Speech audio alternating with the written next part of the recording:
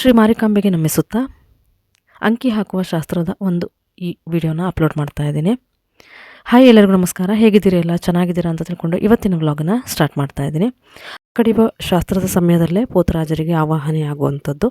ಅದರ ನಂತರ ಮತ್ತೆ ಆವಾಹನೆ ಆಗೋದು ಅಂಕಿ ಹಾಕುವ ಸಮಯದಲ್ಲಿ. ಇದು ಪೋತರಾಜರವರ ಮನೆ. ಅಂಕಿ ಹಾಕೋದು ಅಂತಂದರೆ ಜಾತ್ರೆಗೆ 8 ದಿನದ ಮೊದಲು ನಡೆಯುತ್ತಲ್ವ. ಸೊ ಆ ಒಂದು ಸಂದರ್ಭದಿಂದ ಜಾತ್ರೆಯ ಮುಗಿಯುವವರೆಗೂ ನಮ್ಮ ಊರಿನಲ್ಲಿ ಇರುವಂಥವರು ಬೇರೆ ಊರಿಗೆ ಹೋಗುವಂತಿಲ್ಲ. ಹೋದರೂ ಸಂಜೆ ಒಳಗೆ ಬರಬೇಕು ಅಂಥೇಳಿ. ಇದು ಹಿಂದಿನ ಪೋತರಾಜ. ಇವರ ಮಗ ಈಗಿನ ಪೋತರಾಜರಾಗಿದ್ದಾರೆ. ಹಾಗೆ ಅಲ್ಲಿನ ಒಂದು ದೇವರ ಮನೆ. ಇಲ್ಲಿ ಚಾಟಿ ಎಲ್ಲ ಇರುವಂಥದ್ದು ಮೂಲ ಸ್ಥಳ.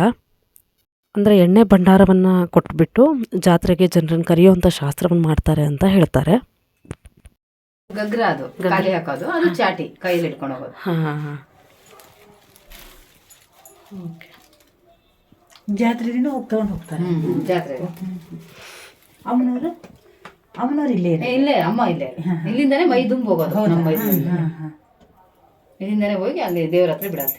ಈ ವಿಡಿಯೋ ಕ್ಲಿಪ್ಪು ಬಂದ್ಬಿಟ್ಟು ಅಂಕಿ ಹಾಕುವ ಶಾಸ್ತ್ರದ ದಿವಸ ರಾತ್ರಿ 9 ಗಂಟೆ ಅಷ್ಟೊತ್ತಿಗೆ ದೇವಿ ಆವಾಹನೆ ಆಗಿಬಿಟ್ಟು ಇಲ್ಲಿಂದ ಹೋಗಿಬಿಟ್ಟು ನಂತರ ಚಿಕ್ಕಮ್ಮನ ಮನೆಗೆ ಹೋಗಿಬಿಟ್ಟು ಅಲ್ಲಿಂದ ನಂತರ ತವ್ರ ಮನೆಗೆ ಹೋಗಿಬಿಟ್ಟು ಶಾಸ್ತ್ರಗಳೆಲ್ಲ ನಡೆಯುವಂಥದ್ದು. ಇಲ್ಲಿ ಪೋತರಾಜರವರು ಮೆರವಣಿಗೆಯಲ್ಲೇ ಹೋಗಿಬಿಟ್ಟು ಉಪ್ಪಾರರು, ಗಂಗಾಮತಸ್ಥರು, ಮಡಿವಾಳರು, ಕುರುಬರು, ಸಮಗಾರರು ಇನ್ನಿತರರ ಮನೆಗೆ ಹೋಗಿಬಿಟ್ಟು ಜಾತ್ರೆಗೆ ಬರುವಂತೆ ಆಹ್ವಾನ ನೀಡುವಂಥದ್ದು ಅಂಥೇಳಿ ಒಂದು ಈ ಶಾಸ್ತ್ರ. ಹಾಗೆ ಆವತ್ತಿನ ದಿನ ಯಾವುದೇ ಒಂದು ಶುಭ ಕಾರ್ಯವನ್ನು ಮಾಡುವಂತಿಲ್ಲ ಅಂತ ಹೇಳಿಬಿಟ್ಟು, ಹಾಗೆ ಊರ ಹೊರಗೆ ಹೋದರೆ ಸಂಜೆ ಒಳಗೆ ಬಂದು ಸೇರಬೇಕು ಅನ್ನೋಂಥ ವಾಡಿಕೆ ಇದೆ ಕೂಡ.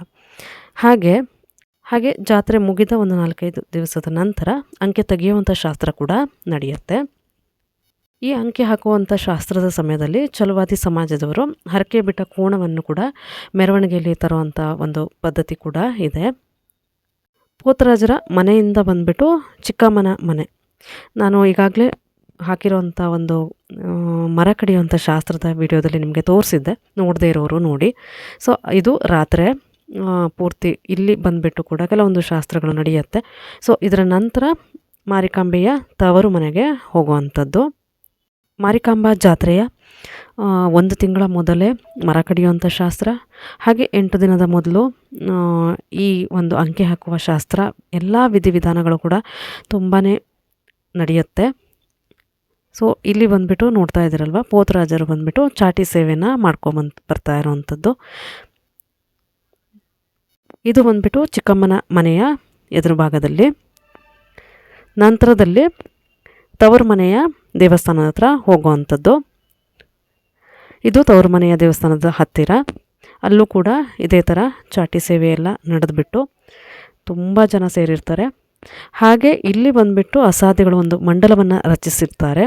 ಅಲ್ಲಿ ಒಂದು ರಂಗಪೂಜೆಯನ್ನು ಕೂಡ ಮಾಡಿಬಿಟ್ಟು ದೇವಿಗೆ ಹೊಗಳಿಕೆ ಹಾಕೋದು, ಈ ಮೂಲಕ ಜಾತ್ರೆ ನಡೆಸ್ತೀವಿ ಅನ್ನೋವಂಥ ಒಂದು ಶಾಸ್ತ್ರ ನಡೆಯುತ್ತೆ.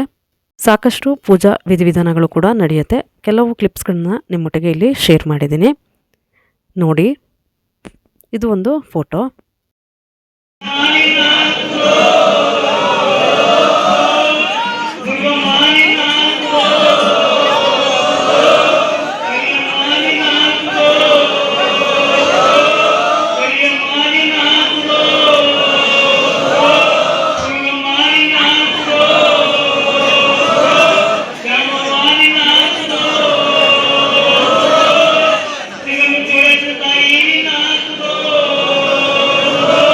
Come on,